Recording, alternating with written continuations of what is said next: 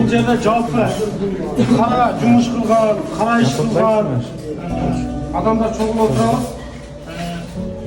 Былтыр эле мурдагы жылы бир 5 киши тосконбуз, бир 10 кишиден тосконбуз.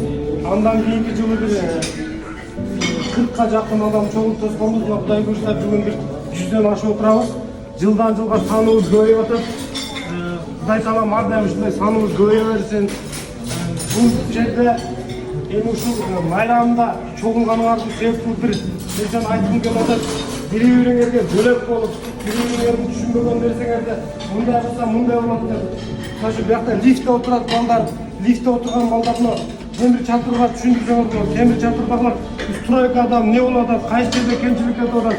Бири-бириңерге айтып, бири-бириңерди алдыга түрткөнгө Кудай буйрса ар дайым менин ишим бул эле деп эстеп, ар дайым ошону ар бириң билген нерсеңи бөлүшсөң, бул чоң жардам.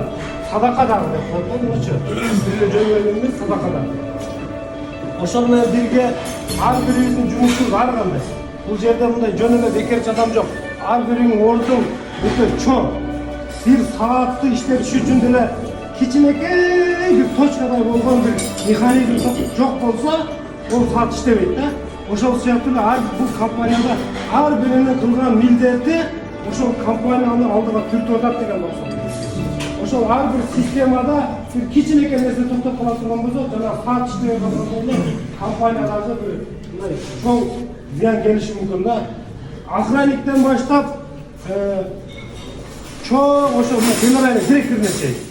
Ушул бардыгынын почти что должностусуз бирдей ушундай түшүнүш керек да. Бул жашоо ушундай. Бүгүн бар, эртең жок дегендей. Бирок биз азыр Кыргызстанда Кудайга шүгүр алдыңкы компаниялардан болуп калдык. Бүт Кыргызстан боюнча тааныйт. Эми бизде элдин үмүтү чоң. Элдин үмүтү кандай? Бизди үйлүү кылат, бизди жайлуу кылат деп. Конечно, чөнтөгүбүз да толуш керек. Чөнтөгүбүз да толот, бирок жетпейт. Бул чөнтөк толгону менен жетпейт. Биз качан ошол элдин көйгөйүн, элдин аманатын ойлосок, биздин чөнтөгүбүз да толот, жүрөгүбүз да толот, акылыбыз да толот. Биз курсан болуп эки дүйнө бактылуу жашайбыз.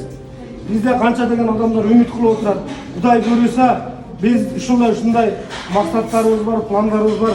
Ошону ишке ашырып кетип атабыз. Эң основной бул жерде бар стройканын алдыга жылдыра турган подрядчиктер, ошол кара жумуш менен аралашып жүргөн жумушчулар отурасыңар, бригадирлер отурасыңар.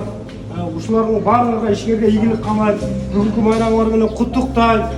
Бир эле бүгүн эмес, Кудай буйруса эмки жылы дагы шаңдуу болуп, 200дөн ашып чогулуп отуруш үчүн майрамды тосконго Кудай таалам буйруса, ар дайым ойлогон ой, тилеген максаттарыбызга жетели. Бул деген нерсе адам жеке өзүн ойлосо ийгилик болбойт. Ар дайым бирөөнү ойлосоң, сөзсүз ийгилик болот. Дүйнөнү көрүп атабыз.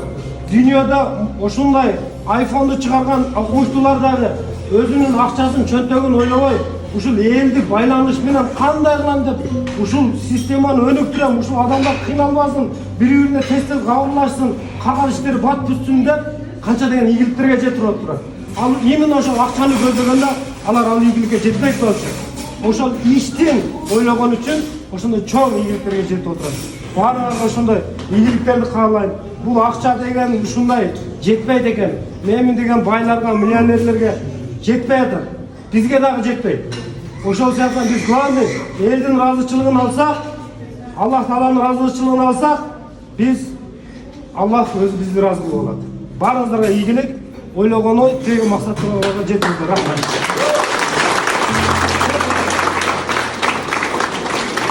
Az bolsa dagы көптө көрүп, bir күндүк майрамды жакшы өткөрүңүздөр.